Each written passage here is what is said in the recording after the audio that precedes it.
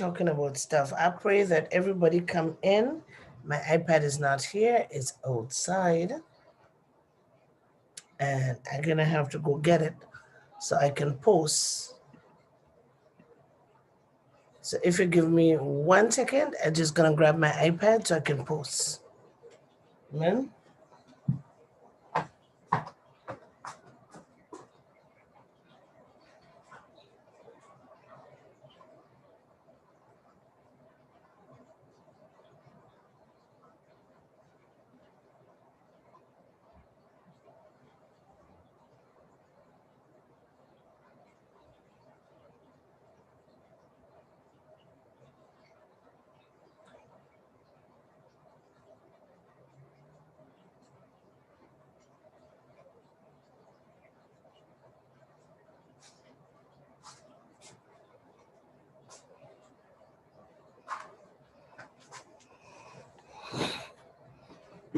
All right.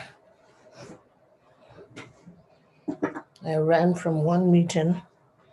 Wednesdays are my Wednesdays is like a marathon. You sprint from one side to the other side and you wonder why I'm so tired. Very true. Wednesday became very hectic now.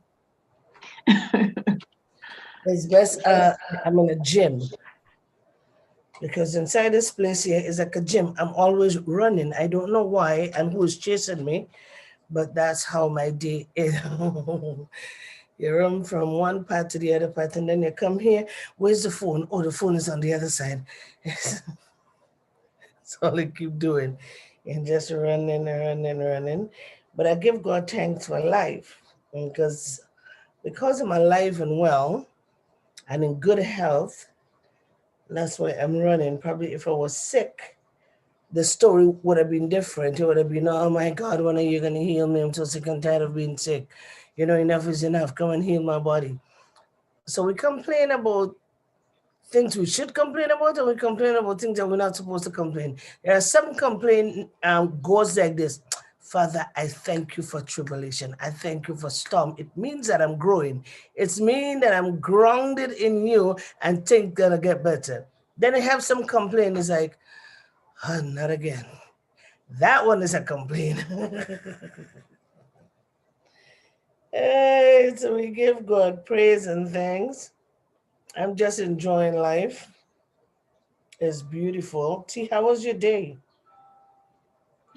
So it was quite hectic.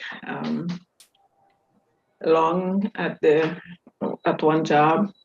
Came home and had to cook because I have to leave home very early in the morning, next 2 days actually. So I had to cook tonight. Jump on for a meeting, well, about 7, and I thought I was late, but I was just in time to get the message, and it's still going on. So I don't know what time prayer is going to start. Rather interesting because we have a Dr. Emmanuel, with the pastor, who is doing a series on ethical thinking. Oh, So this week was the second. It was quite interesting, you know. I said text may be waiting, and I'm not sure any of the other ladies on, so let me just jump off and I come on. So it was good, but yet, like I said, it was long and a little bit exhausting at the end. So, yeah, ethical. Christian ethical. Sometimes I want Christian ethics. Christian ethics.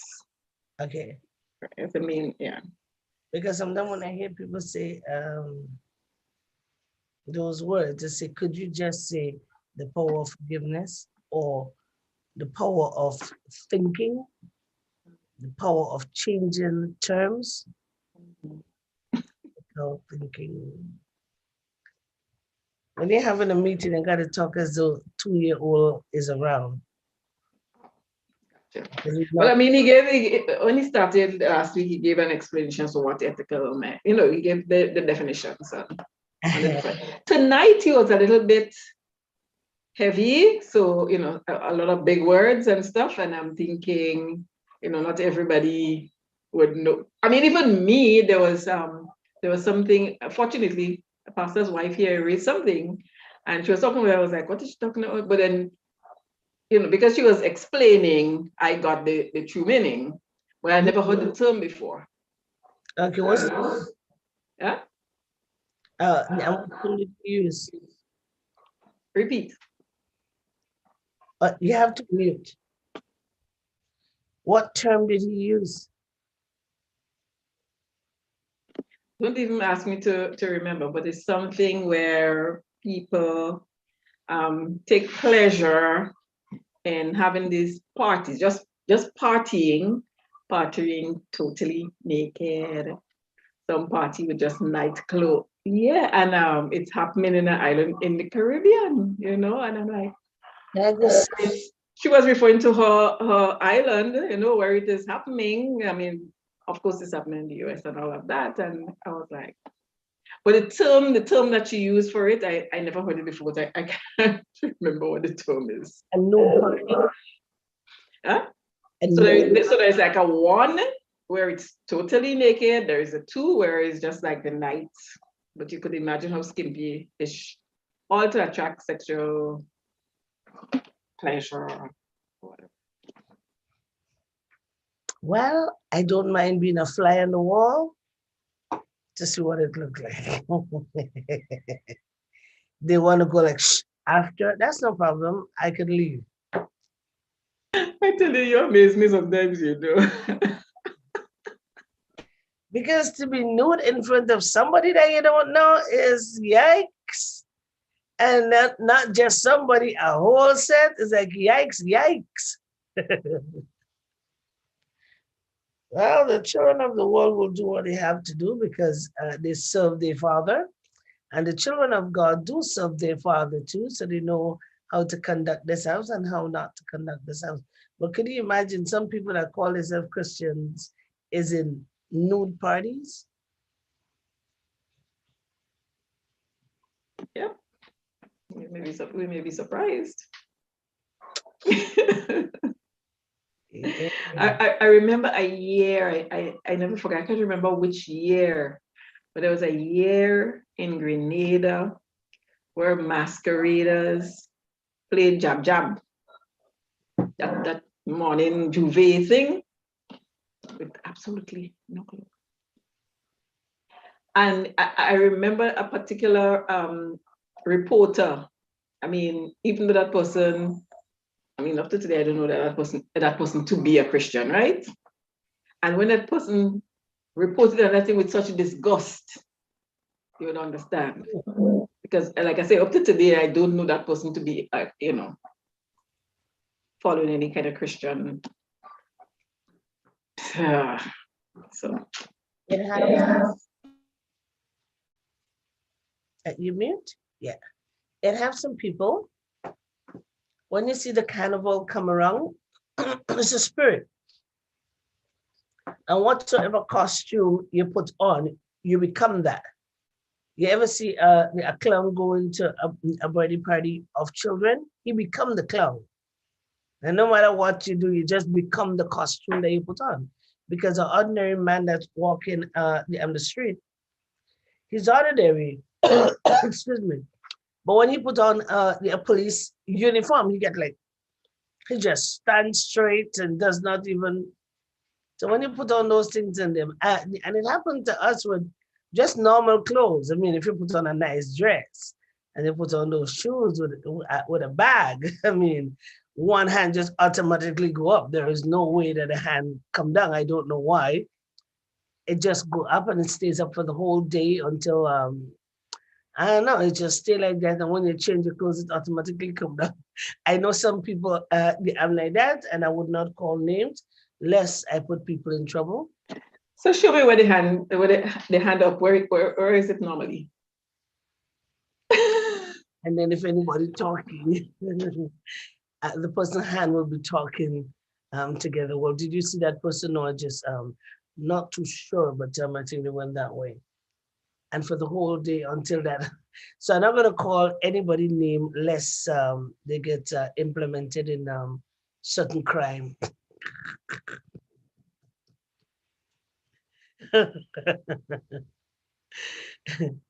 You want to see that person in the summertime, they take a cup and everything is out, the both hands is up because why they have a cup in their hand and then,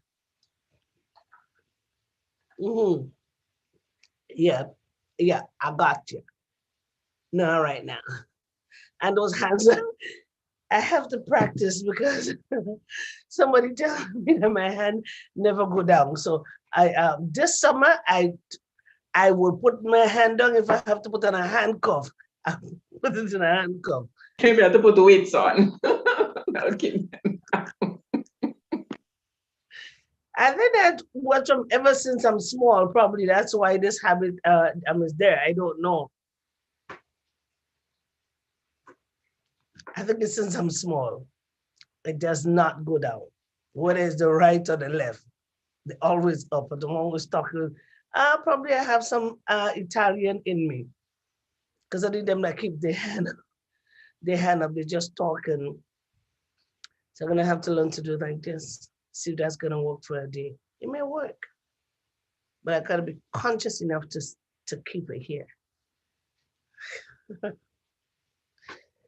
So what we want to talk about tonight, since Veronica is not here, I think she's coming out of Bible class. She's a teacher now. She's teaching Bible study, so she's going to be on late today.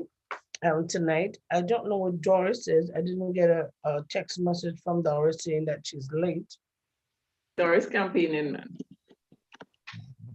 Seriously, you know. I know. I don't know if she's not well or she's just busy. She said. I don't know. Thank you for your love, Lord.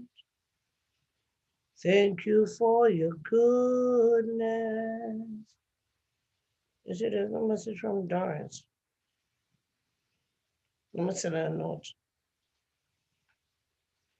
Because I want to finish early so at least I could rest.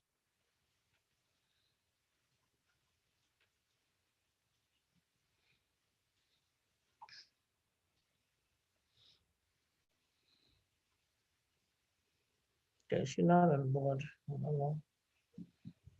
Probably if Veronica come on. I think Veronica finishing at 8:30, thereof 10 to 9 for the latest. So she might just pop in. You see, I don't want to go back to that late time.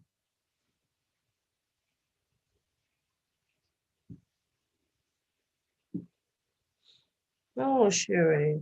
Today we were talking about, give me a second. I'm gonna cough. Give me a second.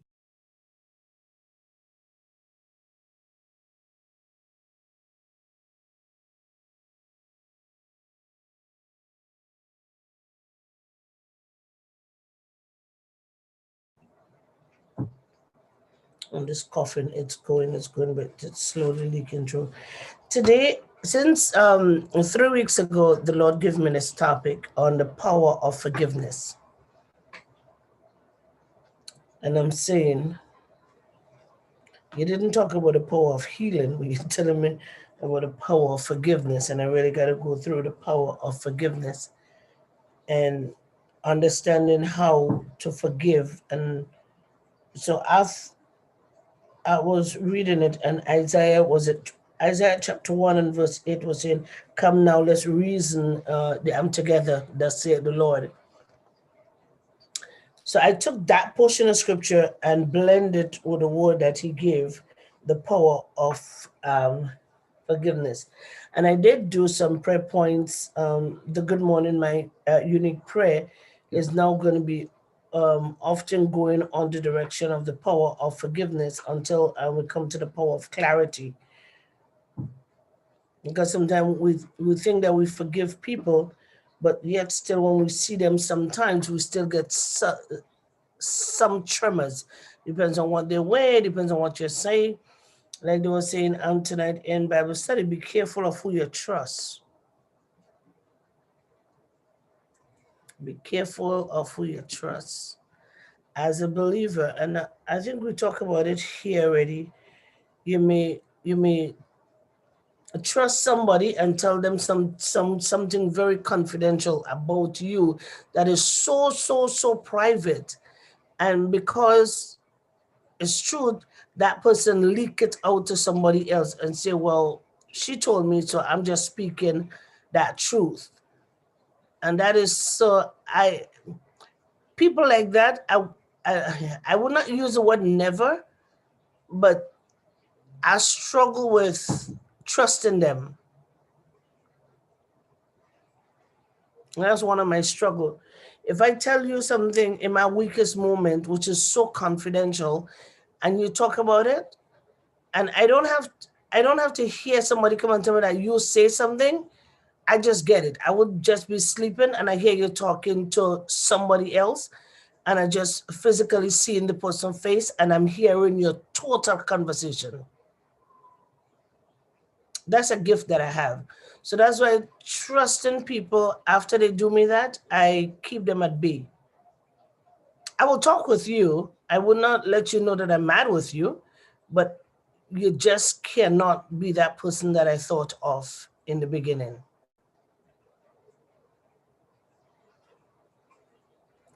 So it's not that I'm angry, it's just that there are certain people who call themselves Christians you should not really take for heart, because not everybody that say they are Christians, they are Christians. They are Christians for convenient to make the world know that they are Christian, but truly in their heart, they are deceptors. They're not really people that you can trust. And then they say, well, you told me that in confidence, so I tell somebody that in confidence.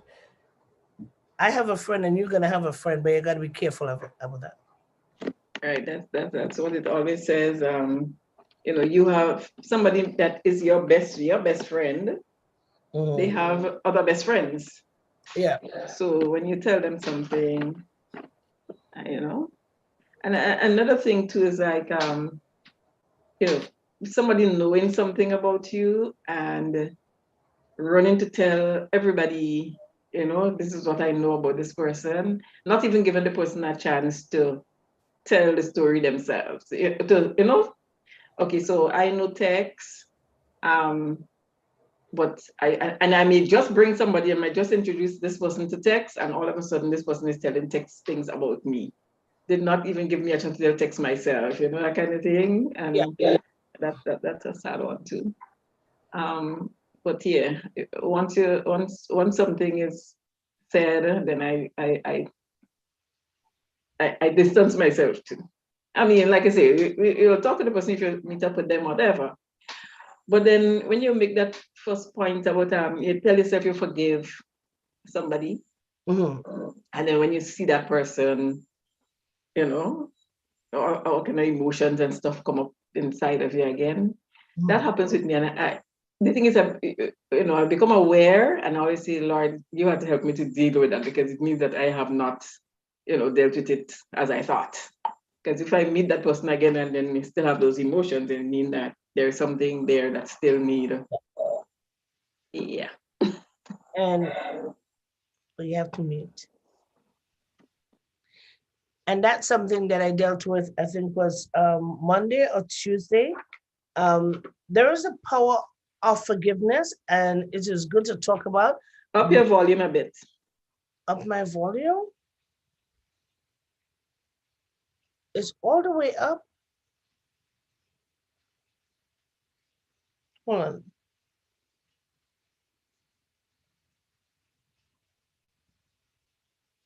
And that's something that I dealt with. Can you hear me now? Not as loud, but go ahead. Okay. Okay.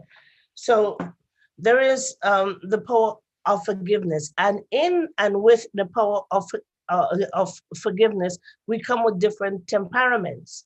So for an extrovert, I can tell you something now, and then you come and say, "Well, you hurt my feelings," and I'll say, "Oh, sure, I'm sorry." Or you may have something and it says, "Oh my God, but I hurt her." No, we say and we get over it. We don't keep. We are strangers. We don't. We just tell you exactly how we feel, and as it come out, just so everything come out. But with it. But it have some people that is the sanguines where they like to process it, even though they say they forgive you. They process. Why should I forgive? And what level of forgiveness and how? But I need time to process. You don't need time to process. Just tell somebody I forgive you. But it doesn't work like that. Um, Introverts and I think sanguine, they like to take their time because they are processors. And there's nothing wrong. It's not that you didn't forgive the person, you did not finish process what happened. And then you're saying, oh my God, am I demon possessed? Is this is a demon? Or is this like, am I lying to myself? No, you're not. You're just a processor. Extrovert don't process. That's why we don't stay hot for long.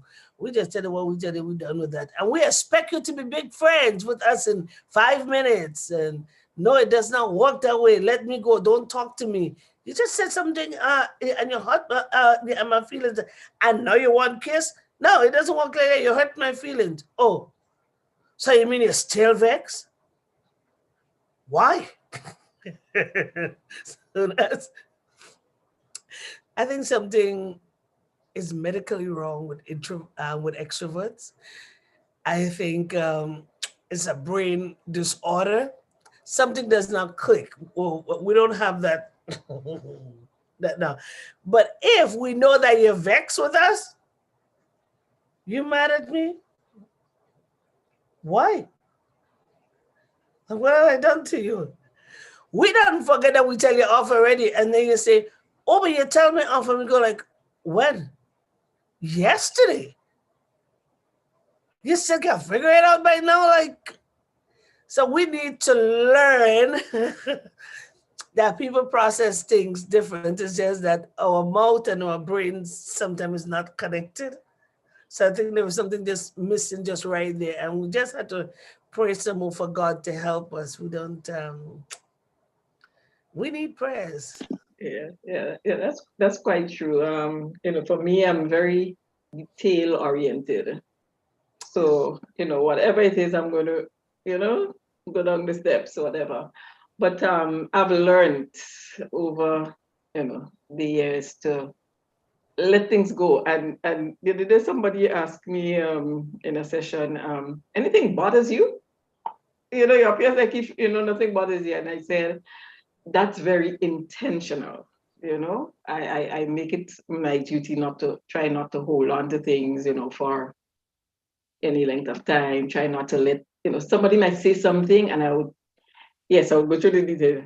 Like, oh, maybe, they have a little problem going on right now. They really didn't mean to say what is, what I mean, that kind of thing. But then I know that after all that, I'm not going to hold it against them because, I was like, that one time too, where I was just like, mouth open, what jump out? Statement. And then the person would be mad at me and I was like, for what?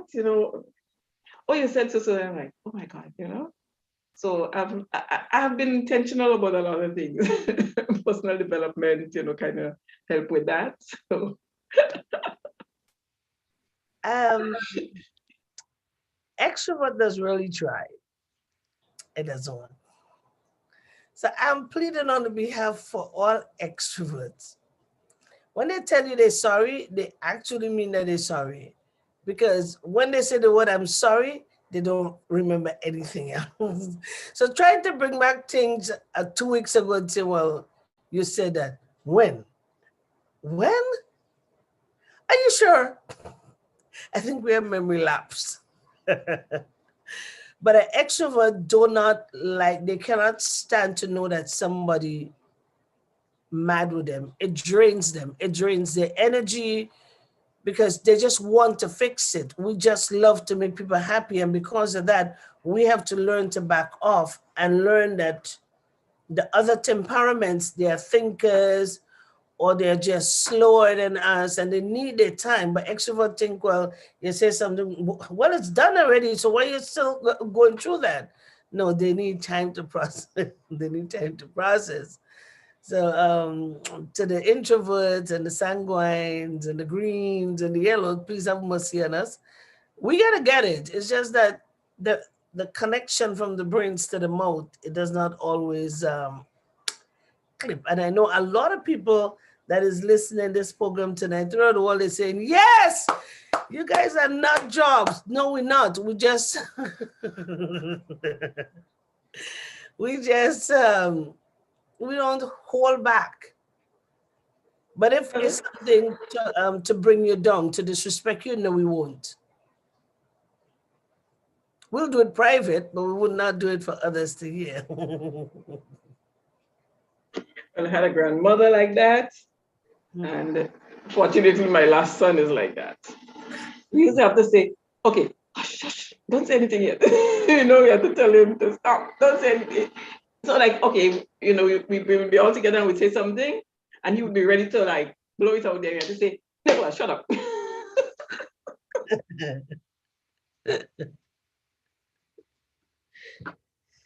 It's not that we don't care. We care, but we have too much a big heart and we are so kind.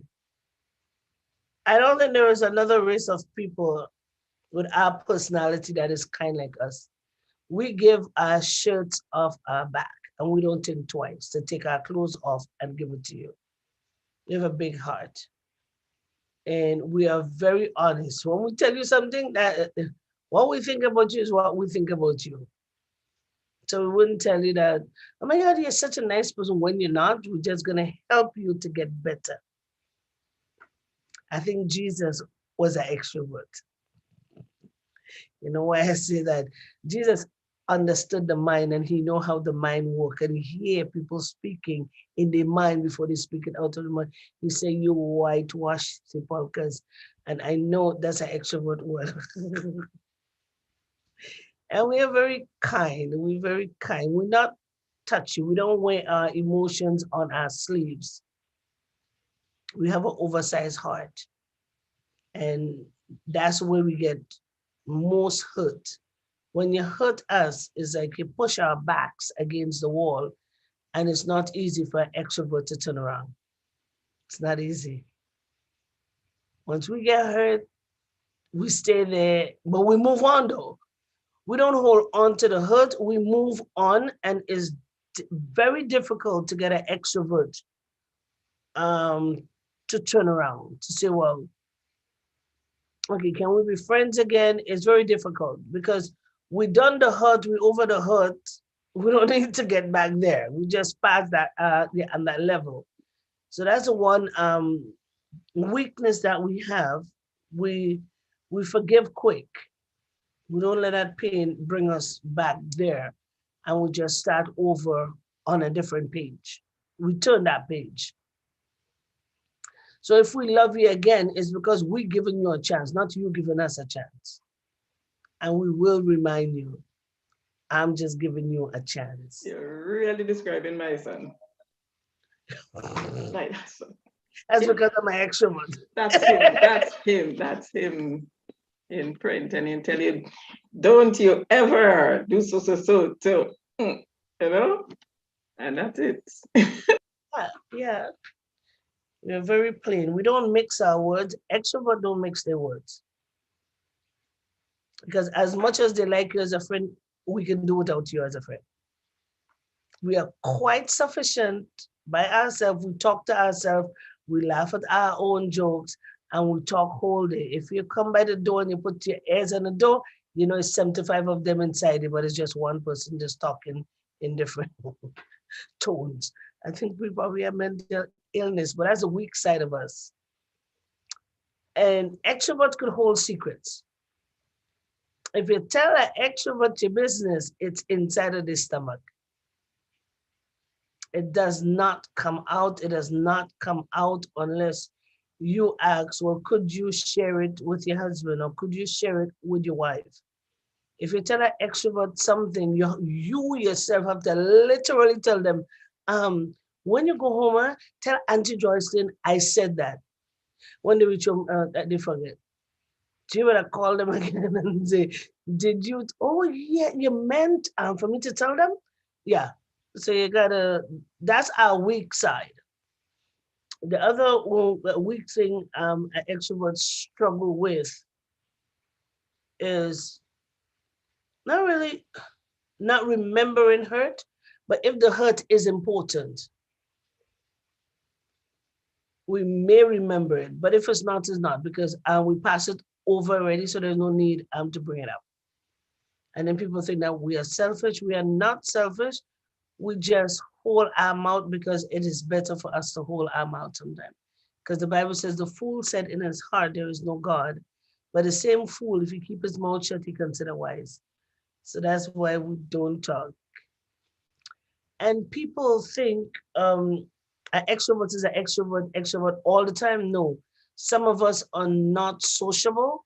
We go outside, and that is not our niche, or people that, even though we know you outside, we wouldn't talk to you. And it's not anything that we have against you. It's just some extrovert don't like people that talk. As much as we love, we don't like loud people. I told you we have a mental illness. You think it was joke? Extrovert don't like loud people. They get very frustrated and they get very flustered. Anybody that talk, we can't. We had to be the champion of all the cause. That's why you'll never find like four of us in one room. One have to be the talker, the dominant one.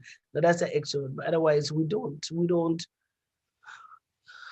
Some of us are not social butterfly. My son is an extrovert with a social butterfly personality, and I'm not. I'm an extrovert, but when I go out, I don't talk to people. I don't know why. It's yet to figure out. If I don't know you, or I'm talking here, I will talk up a storm here, but if I see you outside, I get very shy. I'll put my head down and you will talk to me. I lift my head or I smile, and then I put it right back down. But I'm working on it. I'm working on it. So I can travel. And then I can say, well, I have friends. I don't know what kind of extrovert I am, but God is good. So Tia, I'll turn over to you to talk a bit, and I'm going to hush my mouth. It's almost the opposite for the introvert. But sometimes I tend to wonder if if I was really meant to be an introvert, because I have a feeling that a particular period in my life brought me to be this, to go into my shell, as you know, we would normally say. I remember there was this lady that that grew up in my village near to us. And she always said, like, when I first came to live with my godmother there, they used to laugh at me so much. The things I used to say, because like I was just starting to speak, and I was, and the way she described me then, it seemed like if I was like this outgoing kind of kid, you know what I mean? Whatever. So I don't know at what point, like I said, there was a lot of verbal abuse and, other abuse in my life at young life. So somewhere at that point, I think I sort of got into my shell. But even so, I remember, having a little freedom that we had a little group of about 13, 14 kids in my immediate surrounding, and we had this the club, and I was the self-made president, secretary, financial controller, everything. I just controlled everything. So I tend to wonder. That's why I keep, wondering at what point that I became such a shy person and reserved. Who would not speak a lot. Often I don't use a lot of words. I would probably more write more words than I'll speak. So sometimes I want to ask questions, but I think, and I'm talking about nowhere, but just in my years growing up. I want to ask a question, but I'm scared that they might find the answer silly and then not answer. Being in forum where you'd say something and you're just being ignored, so you kind of like stop speaking up for yourself and that kind of thing. But always very detailed. So like I say, I would write more than, I would speak. I remember, in my years in the corporate world, having to do reports, and I would try to put everything in the written report. Whereas some people just put points and then talk about it. I tried to put everything in there, so you don't ask me any questions because and that kind of thing. But I don't know. At some point, some years ago, started to be more involved in personal development. I must go through those types again, but I did all of that and just learned, who I was, what my strengths and weaknesses were, and started to work on those. Still not a very good speaker. I don't know that I like speaking that much, but being able to survive or to perform when I need to, always had that kind of leadership quality, like I said. So in most forums, organizations, wherever I find myself, always probably in a leadership role, but not an extrovert at all. Well, I mean, all the personalities tend to have some of. You have the more dominant, and then so I know that there is a mixture there. And I could be in a forum where could be very, very, very talkative, as well as I could be, on the other hand, not see much in another forum. So. But I try to be intentional in everything, I'm going to this, what is my expectation, kind of work that out, for the next couple of weeks. I know I'll be doing invigilating CSEC exams, and I'll be intentional about how I want the day to go and, pray about all of that. And I guess that's the way I overcame some of the weaknesses on my introvert state. Well, you know what shocked me? Some introverts, they're social butterflies. I never knew until I began to walk with people that say they're introverts, and around you, they are truly introverts. And then you go outside or you hear something about them and you wonder, no, that can't be that person because that person is not. But some introverts are social butterflies. But the dominant side of them is an introvert. And on the flip side, they're social butterfly, just as some extroverts. They're not social butterfly, they're introverts. They go out and they're shy, they're introvert, they don't want to talk, but just ask them to sing or they're champion and for that cause. Or ask them to talk about the Lord Jesus Christ or something that they're passionate about, they'll go on. And then you see like this leadership and this dominance of the extrovert is coming out and it's coming out and they would not keep quiet. But introverts, some introverts, they are leaders, but they are leaders that you have to push. So they do more of a following leadership, but they can guide and direct you, but they cannot be the leader. They always are followers, though they have the skills to be a leader. And go like, are they confused? No, they're not. That's just their personality. That's their personality.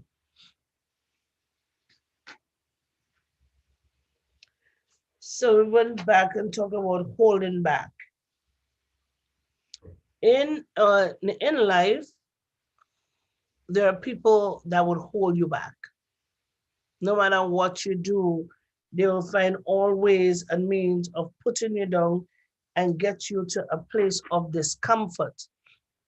And when you get there, they box you in.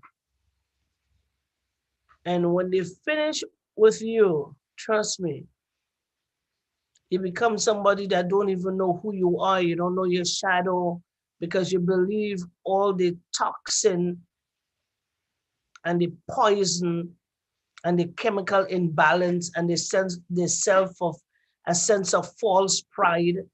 And then after a couple of years, like you come to yourself and find out, why am I acting so? Oh, because somebody tell me that I'm ugly.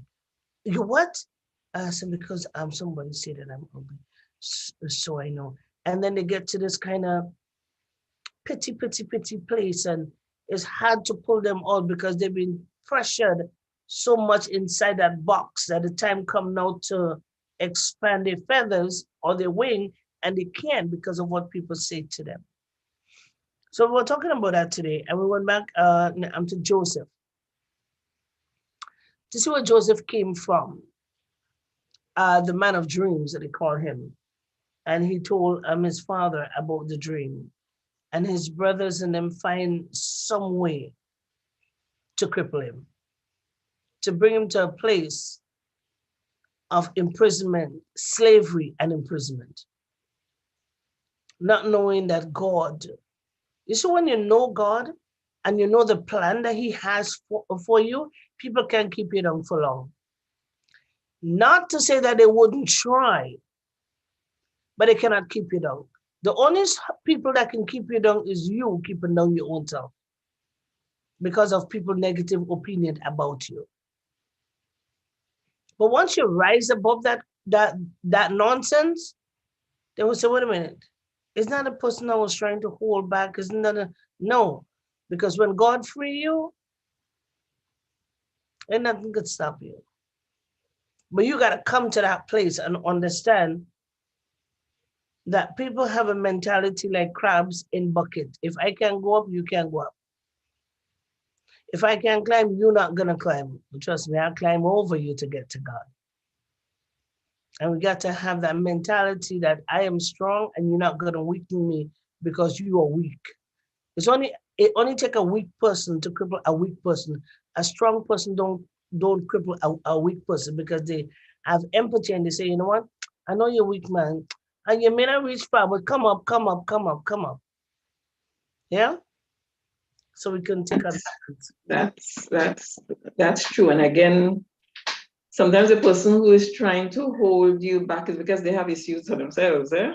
It's a weak person. They may not really be aware, but that's exactly the reason. And sometimes, I might say somebody who is quiet and humble and that's it, the persons that they try to take advantage of, thinking that I could, somebody who would talk up and stuff, they wouldn't try that with them. But it's find some quiet person, and sometimes just kind quiet person, and that's the one they're going to try to take advantage of. And you find it happening in relationships, you find it happening with friends. I was watching this movie over the weekend where this woman is like, she felt that. Go ahead. No, go ahead. Go ahead. Oh, yes. So felt that her friend was always getting the better end of the stick, as you would say. Doing well in class, getting good grades, having, the handsome guys with, like this particular one and all of that. I mean, so they went through school, they graduated, one woman moved away, and she got married, she had a kid, but something happened with her and the husband, and she moved back to the town. And she applied for this job in a company that this other woman, who always felt that she was getting the better end of the stick, was working. And the woman applied for the same job too. And the one that came back got the job.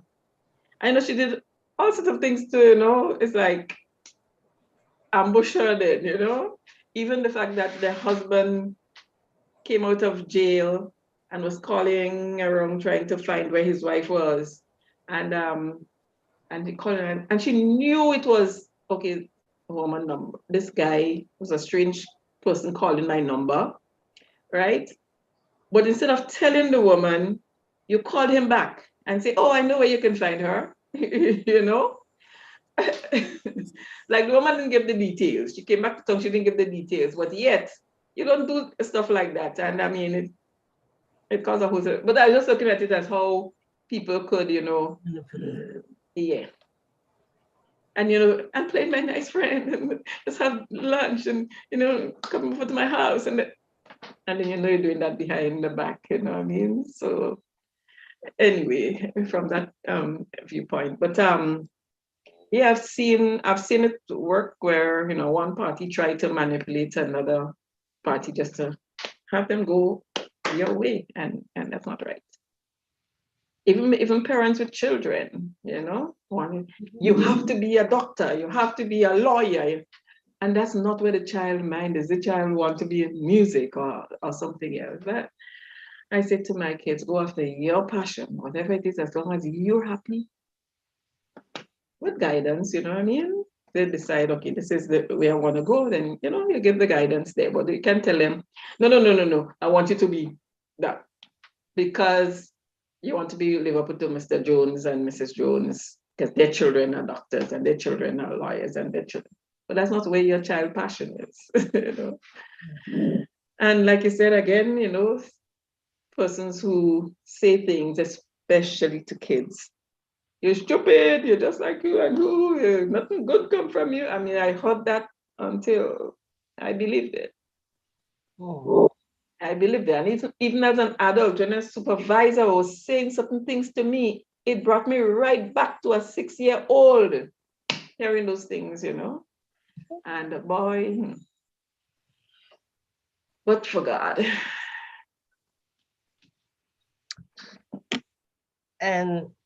And so I want to bring it into a relationship now with spouse, a husband and wife, or the domineering one in the family. And so there are men that suffer with low self-esteem. A lot of men, you watch them standing tall, a lot of them suffer with low self-esteem, and they will do everything to sabotage the relationship with the wife, husband and wife. And they do everything. They will go out. They will speak so nice to you in the house, and then they'll go outside and they'll dog you and come back and smile. Do you know you have some husbands? Oh, yeah, you have husbands. I'm like that. They'll say the worst thing about you outside, and then they'll come home and they'll watch you in your face and smile. Not knowing if you have certain gifts, you know exactly what it's into. You just watch them and say, I'm sorry for you. Why? No, I'm just saying that I'm sorry. So they do it to each other. If a husband see a wife is moving up the ladder, they'll do everything. They will stress her out. They'll make the kids, they'll put kids against kids. They'll do everything just so that they'll make you feel uncomfortable. And when a woman is frustrated, she frustrated at work and she frustrated at home, those two things combined together bring all kind of sickness, high blood pressure, diabetes. That's why if, as a husband in the house, if you can't support your wife, don't support her. Let her know that you're not in support, but don't try to sabotage her. And a lot of people who claim to be Christians is going through that same problem today. And so as it have men that sabotage their relationship, their marital relationship, there are ladies that do the same thing. Because when I watched the clip, I was shocked to see what the woman does. Like they will come in nice, nice, nice, and they'll treat the husband nice, and then they'll go to work and they will tell the work husbands, she's not good. This. And they talk plain like there was no tomorrow. Oh, the children, I really didn't want to have, I have no kids. It's she who chose to make children. I was looking at a piece, was it late last night? And the man was saying, he told his work wife, I never wanted them to have kids. She just making a whole set of children, which I not approve of. So you come home and the kids is making noise. Could you quiet these people down? It's a whole set of them. Could you quiet them down? And it kind of got to me at the time when I said, you better cut this thing off, because if you don't, you will be sleeping and you'll be quarreling all night and then be very tired for Gemfm in the morning. So I just kind of close it. Because when I see nonsense, I will quarrel. Why me alone here? I just quarrel. It doesn't matter. I don't need an audience. But husband and wife do, some of them, they do go competition against each other. And you find us as wives, when God has called us into ministry, we often like to say, well, why don't you just take the husband? Is it a culture thing or just a woman thing? Just leave me back still, and I'll be the one to push them. You know, I'll be the good woman in the back to push them, but I'll stay back a bit. And then God is calling you, and then God have to turn things around so he can get your attention and bring you here. Well, I heard, well, on the weekend we had convention, and from a couple of the preachers, as you talk about women, women been pastors. I heard one preacher said, where in the Bible is it said that women are to be ordained as preachers, as pastors, and whatever? I mean, there was a lot of controversy in some of the things that they were saying. So when I heard that one, I was like, okay. So why did God talk about some of the women in the New Testament? That was very, even in the Old Testament, it was very, very influential. I mean, named women, unnamed women. So I don't know. As you just said, when you got to be a pastor, and said you let the husband be a pastor and not the wife. Not that I want to go to that topic now, but I just wanted to mention that. Oh yeah, we need to do that. Yeah, we're gonna do that because I have a Very, few. very controversial. No, it's not. When the word of God says, I call some to be pastors and some evangelists and some teachers, it Just means eat as the some. men. The sex was not identified. Just eat as men, not the women. Well, they're wrong. Viewpoint. When Paul was saying that a woman should wait until she get home to ask a question, Paul was talking to young converts. And when a woman just come to know the Lord Jesus Christ and you're teaching her, she wants to, so what is he saying? And then the husband is trying to listen, and you have to listen for you and him. Not now. And then Paul would say something, he says, so does that mean, so that's why he says women need to keep quiet, just hush him out. And when you get home, you ask question, because they frustrate him by keep asking, and that will disturb the man, and the men cannot focus, because if a man is watching something like this and you talk to him and he swear to God, he didn't hear you, and you talk again, he didn't hear you, and then you touch him and go like, what? No, well, I asked you two questions. When? Which one? So you mean the game end? So please just leave them alone when you see they're doing something. When they finish and they're watching you, it means that they want to talk to you. But if they're watching like this, don't even beat pad in front of them or make noise. Just leave them alone, because they're watching here. It means that they're thinking, oh, so when they make the bulb and they put a white thing around it, I think they had to melt. They're concentrating on the bulb. Men cannot concentrate on the bulb and concentrate on the pot at the same time. It does not work until they do that. Once they do that, you have their attention. So you're like, hi, buddy, how was everything? Yeah, everything was good. So how was your day? Best time to talk to them when they do like this. That moment is your moment. Steal it, steal it, steal it. Ask all the questions that you want. Once they do like this, it's because, is she still talking? Somebody tell her shut up. Didn't anybody say shut up to her? That's what they're saying. So ladies, learn the signs. When they watch you, they need for you to ask them 2,000 questions. When they turn it, Yeah. I was about to say somebody was happy for that tonight.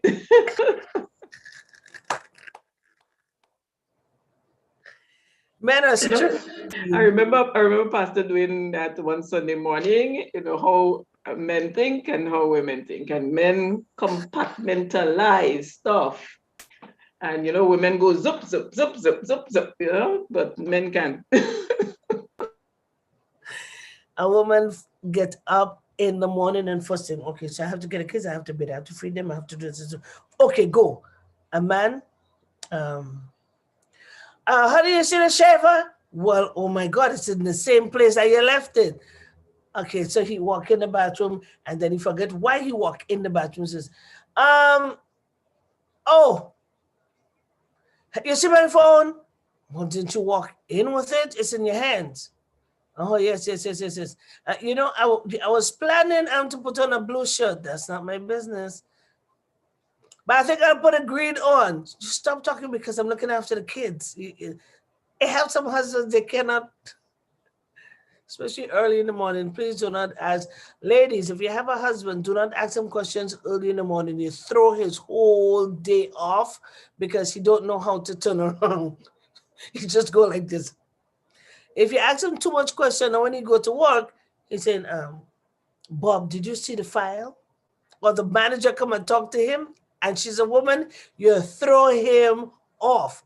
At midday, don't come back to ask him if the assignment is done because you already throw him off. Give him time to figure it out. Then he come home. Man, this woman and them is something else. All you women is something else. No, it's not all. It's the one that talked to you. Deal with that and then come home. So we got to really key in and when it's time to talk to a man and when it's not time. Hi, Veronica. Hello, ladies. How are y'all tonight? Hi. Good, Sorry good. I'm late. I know. That's because of your studies. And Yeah, that's understood, yeah. yeah. So how was your day? Beautiful, beautiful day. I can't complain at all. I love your jacket. Oh, thank you. Thank you. In Florida with a jeans jacket. Well, You listen. come up north. Yeah, jean jacket because in my apartment it is chilly. I've been cold all day. I've been literally in a lot of AC all day, and my body temperature has not rose to where it should be. And yeah, I'm still cold. And in here is cold too. Yeah. And even in the winter we have our AC on. So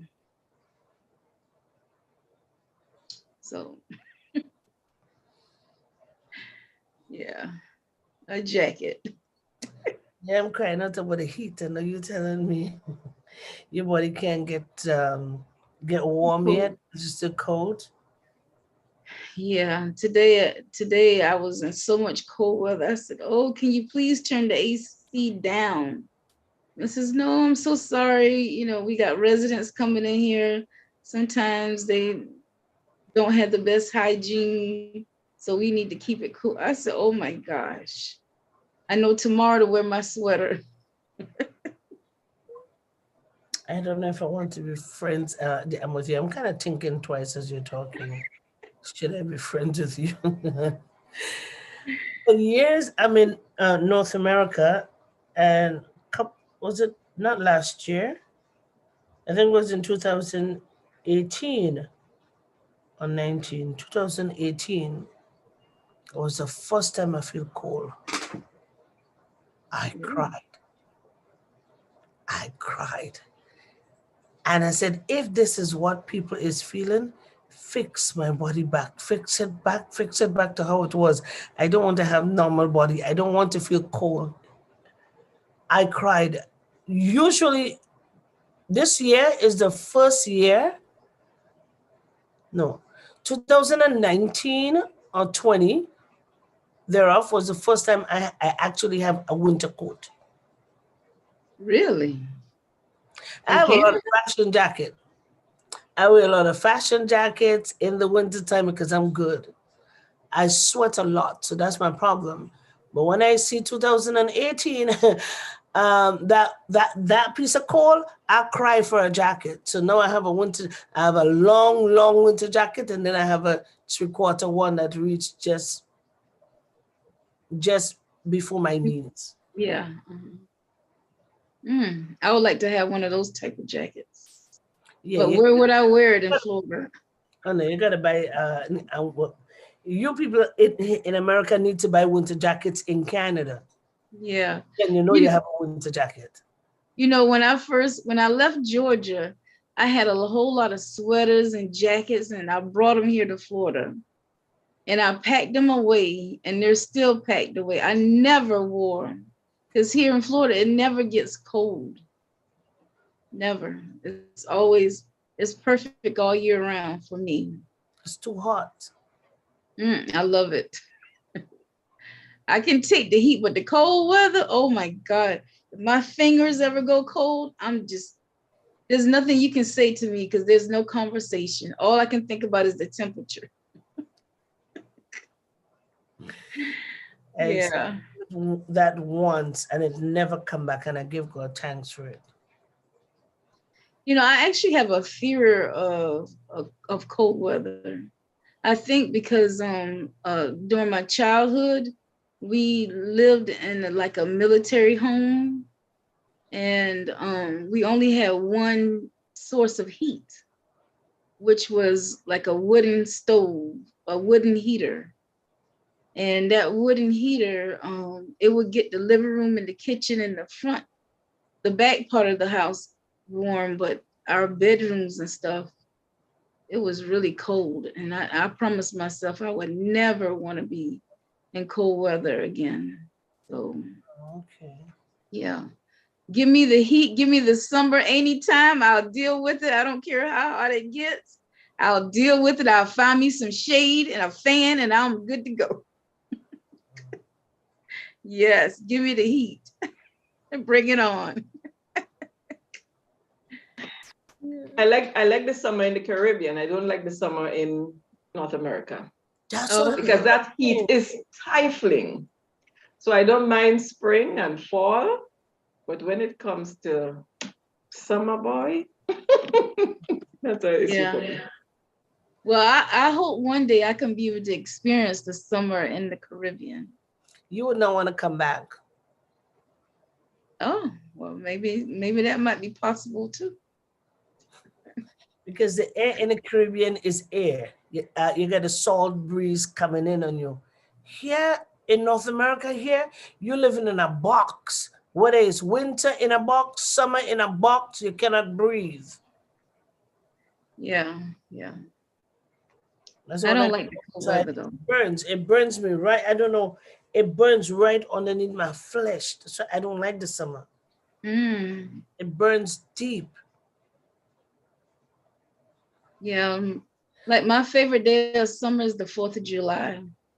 I've had some great memories on the 4th of July for many, many, many years. Yeah. We used to have a family reunion on the 4th of July. Everybody, have on shorts and the dresses and summer dresses, and we're out visiting and getting together with loved ones and family. Yeah. So let's go back to men. Goodness is heart to heart. What was the topic? We were just basically talking about hold back, personality, unforgiveness, on different temperaments. And then now we're talking about heart to heart. So we're talking about men and their temperament and how they do things. They could be the one that's holding back the wife, or the wife could be the one that's holding them back, and men suffer with low self-esteem. And these are the tactics men use. Some of them are introverts home, and you as the wife will think that, oh my God, my husband is an introvert, so that's fine. But then when they go out, they're extroverts.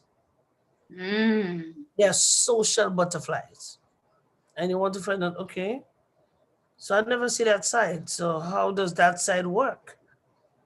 I have men like that. They're social butterflies outside, and they will talk, and even talk their soul out. And then you figure out, oh, that's who you are? I'm like, yeah, okay, I didn't see that side of you. So that's what basically we're talking about. So sometimes you say, oh, my husband is very quiet, and you go outside and you listen at the workplace, they're not quiet. And you go like, you're not even talking about my husband. You sure? Yeah. And you come home and he know that you know something, and he will watch like this. And you say, so I was talking to your friend today, Bob, and he's not hearing. And you say, yes, so I was talking about Bob today, and Bob said that you talk a lot. They're not hearing. Oh, you didn't hear me. Oh, she said she dropped off the money. The what? What money? You see, they hear. So, so when you see a man turn so, they pay. You have 15 seconds of an open window to say exactly what you want to say in a short sentence. Once they head turn like that, you can talk 99 years. They're not even hearing you. They're watching the bulb. Oh, so they're heating the bulb. And I wonder why they put a plastic there. And they're figuring out, trying to figure out how they make the bulb. And you talking back there. They're not hearing nothing. All of a sudden they turn and say, well, yeah, so as we were continuing this conversation, this is what I was saying to you. But eventually you just turn your head. So Bob said this. What Bob say? Bob say you drink rum. And Bob say that you drink a lot of beers. What beer? You're talking about beer? No, I don't drink beer. Oh, I don't do this and I don't do that. So you heard me. Well, yes, it's kind of obvious because you're talking. You talking about Bob. So men are strange. Men are very, very, very. They're strange, especially the introvert. Now, if you get an extrovert man with a social butterfly, you can't stand him. I'm telling you, no lie. If you're an extrovert, he gotta calm down. He gotta be an introvert somewhere along the line. Just change his whole personality type. Extrovert don't like extroverts because extrovert don't like noise. They don't like people talking in their head. I'm an extrovert and I can tell you that first and don't talk around me because I would not answer you. That's just what it is. Them alone make noise. They're the queen bee of the house. Everybody else is quiet. But I have a son that is an extrovert with a social butterfly personality. Mm. But if his mouth closed, he's like the father. If the mouth is open, you know the mother. But it's not I don't know the mother, so I can't really tell you who the mother is. But put your hands down. So I will keep that conversation to myself, lest I get into trouble. So you see some children sometime and they talk a lot. You know the mother talks a lot in the house, or the father talks a lot. And if the children is quiet, I don't know how that everybody in the house is quiet, nobody make noise. I cannot live in a house like that. So I've that's been what living. we were talking about. Yeah. You know, I know a man who talks a lot, right? He's a friend of mine. He talks a lot. I mean, as a matter of fact, I have a couple friends, male friends that's like this. You can say, hello, how are you today? And they would take over the conversation. You wouldn't have to say anything else. And one of my friends, he's married. And I said to him, I said, do you talk this much at home? And he says, no. I said, why not? Mhm. He says, because my wife has no interest in what I want to talk about. He's an introvert home. He's an introvert home. Mm-hmm. Mm-hmm. But Anytime when he, they use those keywords, my wife don't understand my jokes, or my wife don't understand my conversation, and when I talk she think that I'm not funny. Those are introverts in the house and extroverts on the outside. yeah, and Social butterfly. his excuse is his wife is not intelligent enough to have that kind of conversation. Because you Yeah, talk nonsense, yeah, very much. because you watch the bulb like that for the whole night. and talk to the bulb when he should turn his head like this and see what she wants. But I wonder if she is an introvert, probably. And she probably an extrovert. I don't know. I've never met her. I've heard a lot about her, but I never met her. And she probably is an extrovert. I think she's quiet. I don't know how two quiet people could make it in a house. They better invite me over.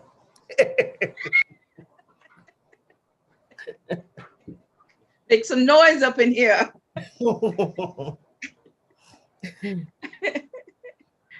Yeah. Oh my goodness.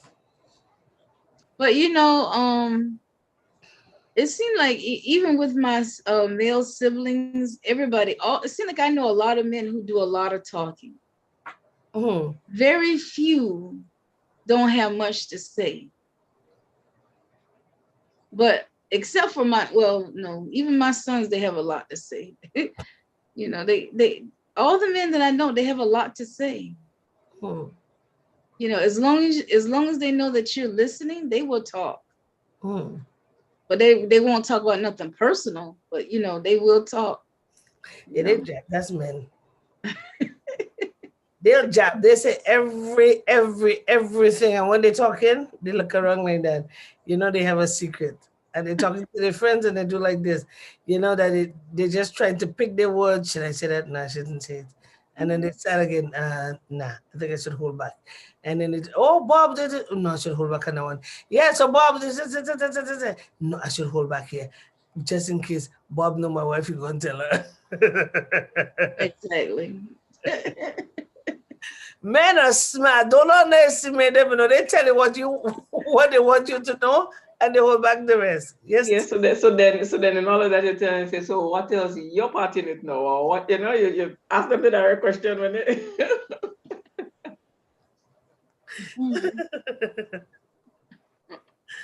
Oh my goodness. Yeah. Who know of men like to throw blame? Most men don't like to take responsibility for their actions. I know. They will turn it around on you like a dime and leave you dumbfounded. They will say, well, because you said this. When? Huh? Well, remember last year, you said this. So they go like, last year? When last year? If you're a person like me that's right, you're going to, what date again? What time? 2:45 or 8:15? Remember, I was not feeling well. At 8:45, November 22nd. The secret diary coming out. You're not going to hold me. Ain't nobody going to hold me, no way. And then he says, oh, no, not the 22nd I meant was December 1st. 1 second. What year? 2 years ago? And then when they catch them now, they say, oh, you write everything. It's not like I'm keeping a journal on you, but you just want to keep a journal on me. So, oh my goodness. Oh my goodness. That's what men are. So you gotta catch them every time they open their mouth. They have some men, they tell a lot of lies. And you just gotta catch them with that journal. Huh? What date? The 14th of August when? 2021? Give me a second. Well, it's not like I'm keeping track on you. I don't keep no track. I don't do anything like that. But if you're accusing me, you gotta come clean. Well, I didn't say I was accusing you. I'm only saying that what you said did not make sense. So what did I say? Oh no, man, I lost my train of thought. Oh no, that makes sense now. No problem. So you know you were lying. Oh my goodness, that's so hilarious. Oh, I tell you guys, keep books, keep logs. If a police come to you and the police say, ma'am, Karen say that you said last Thursday. What time? 7? 1 second. I was home on the air. Ma'am, are you sure? Hold on. Topic was social butterfly. Ma'am, can I see it, please? Sure, sure. Just don't go with my book. That's it. Oh, well, Karen, the lady have proof that she was home. So where were you? Oh, well, not that door. It was the other door down the hall. Ah, okay. I told you guys, get your journal, but you guys don't want to get journal. You guys I got have my journal right here. Oh, so you I start have to write? Oh yeah, all the time. T, turn on, turn on. Sorry, I just don't keep that level of detail, but I mean, I have.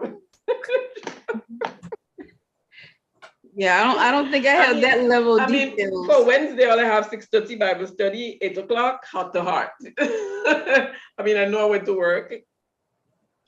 That's it. Okay. But you know, I even keep a journal when I'm working. I even keep a journal of what happened during the day. My sticky notes, instead of trashing them, I put them in my notepad and I tape them so that I can remember. Could you guys see this? Huh? Yeah, your calendar. Yeah, that's a whole month. So I can tell you exactly what it is and what I said. You have to, it's important. You gotta protect you. Remember, you're a Black woman in North America. Don't play with that. Don't play with that. Don't play with that. Exactly. Yep. Exactly. I don't go to that level of detail. That's what I know I have. It's like tomorrow, take the car to the garage for service, CSEC exams. On the 10th, CSEC exams. On the 11th, I'm a ladies' prayer meeting at prayer breakfast at 7 a.m. ICF board meeting at 3, and I think I'm supposed to have an 8 p.m. thing to attend. That's it. I don't do what or whatever. Yeah. I like text saying, keep the journal. Tell you what happened 7 a.m., 8 a.m. It's important because when I go back home, my mother, we might be talking or get into argument. She liked to say things that I didn't say. So I would say, could we start from the beginning? You're still right? You're not getting old? Period? No? You're just keeping all the memories? But you were just saying that I said something. I just want to know what date I said it so I could agree or disagree with you. She said, you know what? No, I didn't say that. I'm just saying certain time people say things and they just got to be aware. So that people is not me. So now who do you get that from, your mom or your dad? I don't know. I think it's my grandmother. Your paternal grandmother or maternal? Which grandmother? Paternal or maternal? My father's mother. Oh, okay. And then my aunt, she writes too. That's my father's sister. Mm. Right. So that's right. My son does not write, but he does not miss a date. I can tell you everything. I say your computer is gonna crash one day in your head. In your book. One day something is gonna happen on that computer, you're gonna need recharging. I'm gonna tell you how much you're gonna. I have a lot of books. And I write because God speaks to me a lot. So I write, I journal, but I write sometimes, and how I write, if you read it, you wouldn't know nothing that I say because I write before behind. So me alone would understand exactly what I write because it's open. And my son used to go through it and read it. I say, okay. So I just change the way I start writing things. So if I have to say, I went down the road and put road went yesterday, only me alone would understand what I'm saying. Really? Yeah. So if you read it, you say, what is she saying? But now I'm preparing it for when I get older, my grandchildren or some grandchild that I would have would want to know my history. There is a whole set of journals. Oh yeah, definitely. Yeah. I know my history, and you'll know everything about me. I write everything, everything. My first time, where, how, what happened, when I cursed, what did I say, during my sickness, what happened, surgeries, when it happened, who did it, how long it took to heal. Everything is there. Mm, that's good. That's good information. I do that too, but I mostly journal to God. I don't, I'm not really good with keeping up with dates and time. But if it's something that's important going on, I definitely write it down because I don't want to miss that moment. I don't want to miss um, remembering it. So I, Another thing we should be taking a lot of notes of illness. You see, when you reach 50 years old, start checking like what medically what you do and how if you have a cold, yes, you write it down. When did it start? Because a cold could turn into a lot of things. If you have something and you have a lump in your breast, and you say, okay, well that came at that time. Per adventure, you die. You're not your daughter, but probably your granddaughter's daughter, and the doctor will want to find out, is there any medical history or cancer in the family. Then they can go back now. Oh, I read it when my great grandmother was this age, this happened. It's very good. oh yeah, Things. that's an excellent idea Yeah, too. because medically they can always trace that child and see, well, okay, when it's gonna happen. Is that thing okay? Well, we catch it early now, then we could work on it. It's very good to have medical journals, so at least when your children get sick or the great grandchildren get sick, then they have something to go on. And this is the treatment that I'm the giver, and this was the strength, and it only lasts a week. It is so important, but we don't do that, and then we get big and get old. And so, Grandma, did you had this problem? Well, I'm not too sure. When did the high blood pressure come? I don't know, but I know I have it. Like, really? Write things down. What caused it? What were you worrying about? What happened? Did your nose start to bleed first? Did you get a cold first? Did this happen? And then they diagnose you. You used to have headaches? What trigger and the headaches? What you used to eat and what you don't eat? Eating things cause a lot of things. If you eat a lot of cheese, you'll have a lot of migraine headaches. It's just simple. Now you write it down in a journal. Your great grandchildren get that. They say, "Oh, that's why I can't eat cheese, because every time I eat cheese, my head hurt me." Then they're gonna know, okay, my great grandmother, it happened there, or my auntie Susan used to do that, and that. It's good to have those kind of So books, how do you set up your medical journal? just as a journal. You just write down like the Yeah, what illness. happened? So on okay, so on March 22nd, I was just going to share a week. on March 22nd, I had the cold. Yeah. So I had nose bleeding for 7 days. That brings me to April.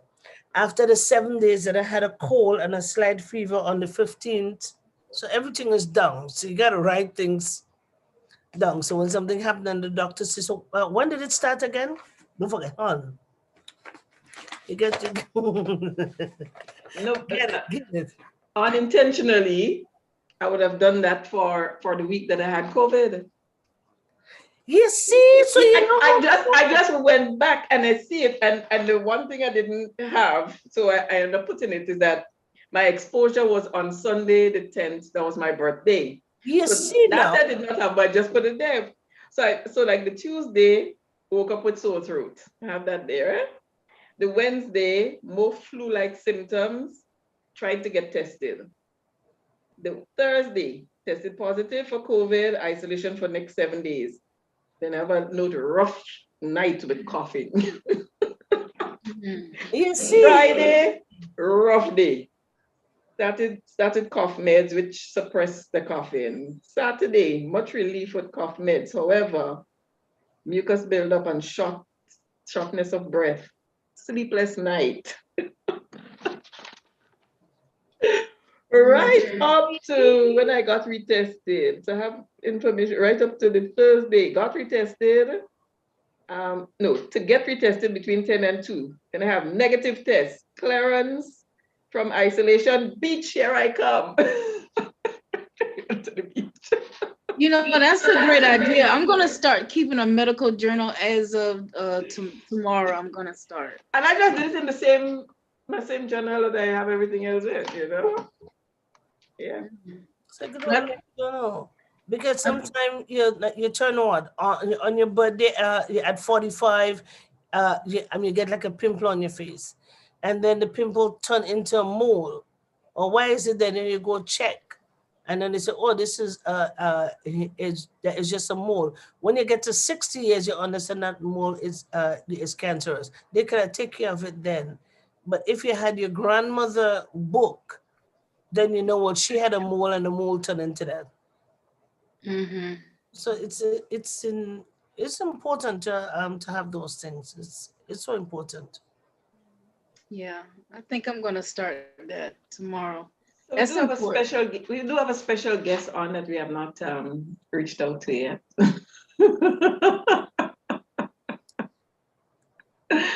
Doris, how are you? Hi, Doris. Is everything okay? Good night. Hi, good night. I missed you for a whole week. Oh, You. how are you guys doing? We're doing good. Pretty good, pretty good. You see what Tex had in her hand? That stone. And she have the big stone, not the The little big stone. one, the big yes, stone. exactly. You have to take it real far. Hey, every time I see that stone, I think about a piece of bread. It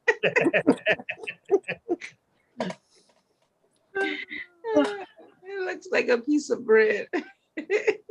I know. I just there, I say, oh my gosh, let me see if I could get ready quick and go on for a minute and say hi. So how are you keeping? Because I'm not seeing you now in the daytime 2:30. Yeah, I just have some things that I've been putting off and that I need to take care of. And then sometimes I'm praying about I go to bed too late, then I can't get up. I sleep in the morning. Then by the time I get up, I don't have the time to do what I have to do. And then it clashes with the show. So I just figure, I'll try to get some other things done, get it out of the way. So that way, my the way is clear. And, I have some things I really need to, get together. And, and once I get it done, then it'll be out of the way. So, you wouldn't get in the way. But pray for me, guys, that I try to go to bed early, but that habit, I guess when you work nights, it stays with you. That habit when you work nights for so many years. Yeah. It's like it's instilling you. You try to go to bed early, but you don't. It's like you're up and then going to bed the same time because I'm so used to that for many, many years. I work night shift. So it's like you can't get out of my body. I think the trick is going to bed before midnight. If you lie down before midnight, like 11:30, you just go lie down. The body will kind of fall asleep at midnight. But if you find you're too exhausted, you take a shower. Because when you're too tired, then you can't sleep. Yes, I noticed that too. Turn. I remember when I used to come from work, sometime I do a 16-hour shift and I have to go back at 10. And when I get home, I'm so, my body's so tired that I try to sleep, but I'm so like, what do you call it? Not really anxiety, but you're so keyed up. You're thinking about what if I overslept and I didn't get to work on time. And then your mind just start playing there and then you find yourself you can't sleep because you don't have much time. So, yeah, but it's a habit I'm trying to, because it's not good either sleep, going to bed that late and I'm getting up, and you know, your hours is just off. Mental health though, it's not good. Yes, and I know that, and more I'm telling myself that, and I'm really trying and working hard to organize myself that I'll go to bed at that time of the night and just go to bed. Because, you know, most time I'm up and here doing this, doing that. It's like a habit because that's what I, you know, so used to being at work at night, doing this, that, and it's like I have that habit. And I need to just program myself that I'm going to bed at this time and just go to bed at that time and try to get in the habit. I started to, I tried and I did it for a little bit, and then I go back to the same habit, going to bed late. So I'm really trying to get out of that because it's keeping me from, like I say, you know, sometimes things you have to do and then business places close during the time of the show. Place closed by then. And if you don't take care of phone calls, sometimes you're on there for so long. Sometimes they tell you we'll give you a call back. And then you wait and you wait. And then, you know, so the time is just, you know, I have to balance my time better. So it'll be more effective, you know. Plus, I need to get in that mood because, you know, I'm in the process of, you know, looking and trying to find a job and get back to work. So my body needs to be in that mood that you go to bed at night to get up well rested. You know, when you have to go. So, but God is good. God is good. Amen. Amen. Amen. Because I miss you in the morning time. So when I turn on and I don't see you, okay, I can't find Gemfm. So where's Doris? I would not remember. That's the first thing I said. So I can't find it. So where's Doris? And all I have to do is to take my phone and just post first from my phone and then post Love Prayer Man Warren on the iPad. And then look there, everything come up. But I so used to Doris sharing. So once Doris shared, I just piggyback on Doris and share. I know, and sometimes these few mornings, and well, like this morning, I got up real early, and then I went back to sleep. And then when I got up, I saw it was 9:30. I was like, oh my God. So I just went straight on my phone and looked for it, open it up, and then I just shared it. So yeah, and you know, yes, because I'm being on time, and that's because of the sleeping patterns. Yeah, we got to get it done, Pat. I got to get that down pack, yes, because I remember during the pandemic, I'll be up at 6 in the morning. I'll go walking, I'll come back, and I'm up early, up and about. And now I'm going to bed late. I can't get up in the morning. I have to. She can no longer blame me. No matter with that. That's only because she's working. Hey, don't be fooled by that text. That's only because she's working. Or else, 1 o'clock in the morning. Are you up, Doris? And text. You called Doris at 1 o'clock in the morning? No, she texts first and asks, are you up? And I can't lie and see the message and just leave it alone and just say no. I say no, Veronica, I'm about to go to sleep. But yes, you could call for a minute. Then we end up talking for an hour and a half, 2 hours. Then I see 3 o'clock. I'm like, Veronica, it's 3 o'clock. I gotta go to bed. It's time for us to sleep. Thank God I learned about focus.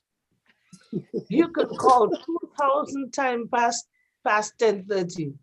That phone is not gonna have.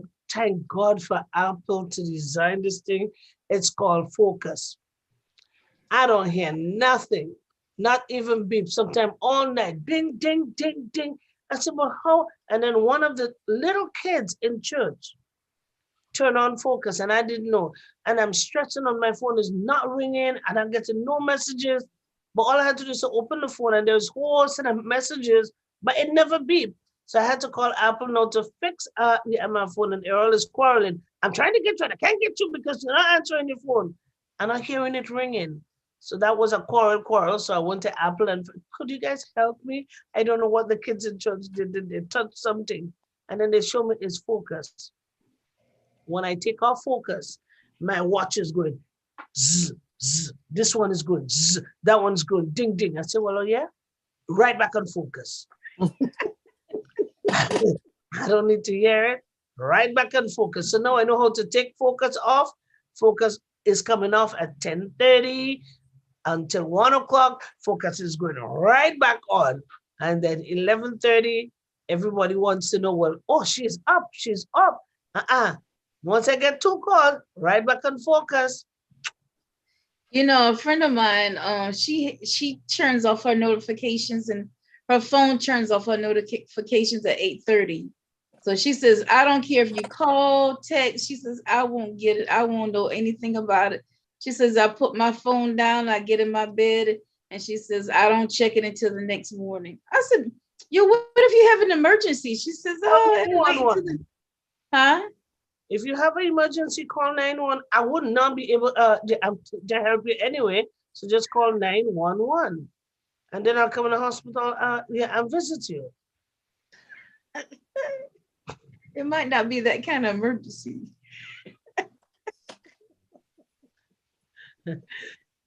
Gloria Ryan is saying you may need to create a sleep window. Sleep window? What is that? Start out at 9 p.m. to 5 for 2 weeks to see how it, no, I want it permanently off. I don't like to turn my phone totally off, but because sometimes I wake up in the night and I check the time. Oh, it's just 2 a.m. still, and then I'll just grab my book. So my book and my pen go in because I have to write when I wake up in the course of the night. So book have to go inside, so I'll get up and write. That's the only thing. So when you get vision in the night, you gotta write. But I would not. Oh, you know who just said that? The book launch, Wendell. Remember he said that? He said, yes, when you get things at night, he gets up and he writes, or else you... Oh, yeah. Yeah.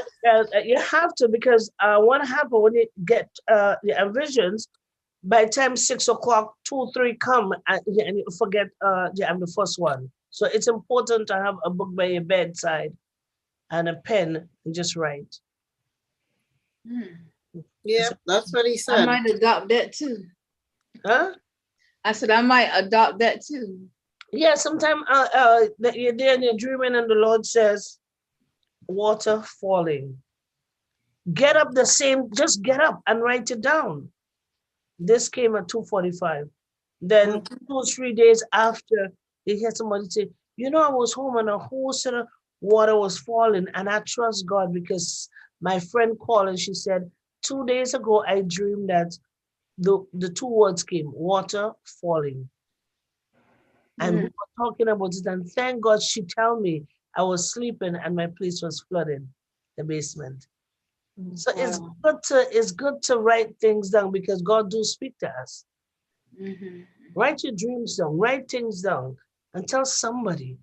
Pray about it and tell somebody. Because you never know if it's for that person it come for. Yeah. Yeah. Yeah, or a block from somebody. It's just like today when I was coming from work, I heard God said, you need to call a Pacific person. You need to call them now. And I said, I don't know, but I was obedient to what the Spirit was saying, and I called them. And normally they don't answer their phone, but today they answer their phone. They say, "Oh, it's so good to see you, so good to hear from you," and they were so happy to hear. So I was like, I was just thinking about you, and I just wanted to call to say hello. See? So yeah. I was like, at first I was like, I don't know. You sure, God, you want me to call this person? Yes, of course, my daughter. Yeah. Yeah. I see Gloria saying it's not about the phone. She's probably talking about me and my sleeping habits, maybe. No, what's a sleep app? What is it? A sleep window. You may need to. She talking about the time. Create a window from 9 to 5. Like go to bed 9 and wake up at 5 a.m. and see if that works. Because since I go to bed late, then I'll be up at 5 a.m. instead of going to sleep. Because I go to sleep at those times, like 2, 3 o'clock, 4 o'clock sometime. So far. Yeah, but going to bed for 9 for me, oh my goodness. That's I'll too have early. to be overly tired, extremely tired to go to bed this early. I'm not used to it. But Like you could always try. If you Like- try, it will, it will happen. The best thing for you, because you're a nighter, so go and lie down at 11:30. Make sure you watch the time and then just go lie down. Yeah. Yeah, that is true. Turn down Because the It's not phone. like that, so I can stay up all night, but I know by 11:45, you put that 2 foot on the bed because you're going to sleep. And you're going to stay there and eventually and fall asleep. yeah, if I go to bed, I'll fall asleep. I'll fall asleep. But most time I'm up. I'll be up every second. Yeah. So, but if I go lay down and relax, and I'll fall asleep. But I just don't do that. It's like I'm here, there, doing this, doing that. It's like I don't know what it is. But if I do, I will go to sleep. I was asking Doris, I said, Doris, what do you be doing? Because like some people watch television a lot, right? But Doris likes to listen to music. I'm like, I don't know if I could do that all day long, all day and all night, just listen to nothing but music. Give me a movie or a TV show or some news or something. Yeah, I couldn't tell you the last time I have shows that I look at night and certain things. I couldn't tell you the last time I look at any of them. And it's like just the TV. Sometimes I forget I have a TV. These days, I swear I forget I have a TV. I even turn on the whole day go by and I don't turn that TV on. But I'll be listening to music. To the TV, 14. But I'll be listening to music. I'm right.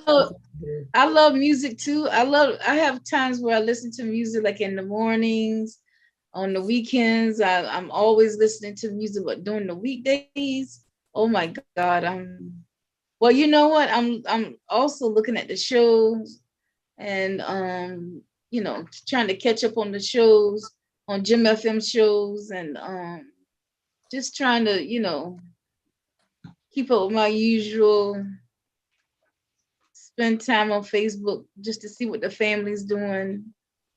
And so yeah, but I can't just say I'm listening to the radio. When is Pastor Fleming coming to Florida? I think what's today? Tomorrow, I think. Wednesday. I think it's tomorrow. Oh no, he came today. I saw him on a plane today. He and his wife. Oh, so they left already. Because tomorrow the meeting today, but I'm not too sure if we reach in yet or if it's gonna get in the morning. I'm not sure. Yeah. Oh, I think it's gonna be Thursday, Friday, and Saturday. So then that way, because I saw the video today and they were already flying out here. So I mean, so they're already here. Okay. So they came tonight. So yeah, so it must be Thursday, Friday, Saturday. Mm-hmm. Yeah. Because I was wondering about that when I saw the video. I was like, oh, I thought about he said he was coming here. So all right. Yeah. It's about this time, it's 9 after 10. And we have to love and respect those in the Caribbean because they wake up very early in the morning to go to work. Certain people wake up very, very, very, very, please don't call me the time it does wake up. Some people wake up very, very, very early and they start to wash dishes, move pan, make noise. Teresa, I'm not gonna come by you. The little stone, Teresa, you can't see that the little stone is up. Oh, the tiny one. So we're going to end the program by saying good night. It's already far past our time, 10 after 10. Thank you, Doris, for coming on, and thank you, Veronica, for being here with us. And T, I want to say thank you once again for having heart to heart and woman of integrity tonight. That was a great conversation, and I really do appreciate it. It's late for me. I have to go post. I should have posted already. Anyway, I'll talk to you guys. Before you go text about the posting, Doris was saying that hers come directly to her phone. How come I can't get mine to come directly to the phone? Not mine, but your So once you get it, it's yours. It's no longer mine because it's yours to post out. right. It does not come on your Facebook page? Huh? It does not come on your Facebook page? No.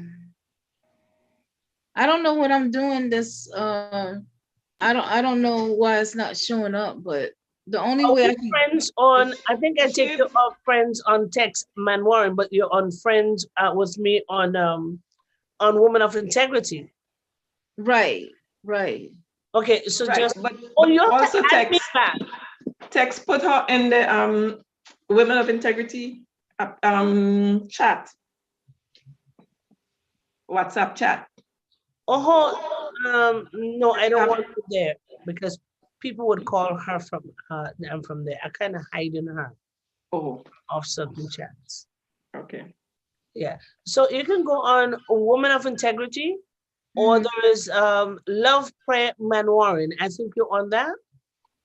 Just add yourself there. Well, I think I'm on all of those groups because I'm able to share to those. I'm able to share. Okay. Yeah, but Veronica, if you're on Gemfm and you have your notification turned on Gemfm, you should see everything that is posted from Gemfm that you're friends with. You're friends with me, you're friends with Tex. So that's why I told you, check your notification, go on Gemfm, look at the notification buttons, see if you have it turned on. You should have turned on for all posts. That way it shows you everything that's posted in Gemfm from Gemfm. I mean, would I find that where would I find I told you, app? when you open Gemfm, there is a little, right under the window of Gemfm, there is a little black bell. You have to click on that and it'll show you notification to unfollow, to follow, to turn on notifications for highlights or for everything. I don't understand, but I'm gonna try to go in and see if I can find the Gemfm. Okay, I'll look for the notification I'm talking about to you in my phone in something, and I'll snapshot it and send it to you so you could see the button I'm talking about, so you know what you're looking for. Okay, that sounds good. Yeah, I'll do. Yeah, I was asking Doris about it. I said I don't get it. It doesn't come straight to my phone. Okay, so I'm gonna post now, and let me see. I'm gonna post it at you first. So I'm starting now. So like I see Gemfm is live now, presents Heart to Heart. All right. So that's why I'm saying I can share to the groups, to the different groups. Love, Prayer, Memoir group, I posted to that. Gemfm, the magazine, I posted. So on Love Prayer Manual, you could also see the Good Morning Unique Prayer. So I would need to go to there. I would need to go there. Yeah. Or would it necessarily come to my notifications? I'm not too sure how your Facebook page is set up. Okay, so guys, we have to go. I'll call you private on SMS or on I can call you straight anyway, so it doesn't matter. Yeah. Okay. Well, ladies, y'all have a good night. Yeah, love you guys. Have a wonderful night, and I'll talk to you. Yeah. Bye. You too. Love you guys. Love. Mwah. Y'all have a good evening. Take care. Okay. Bye. Bye. Okay, bye-bye. Bye. Bye.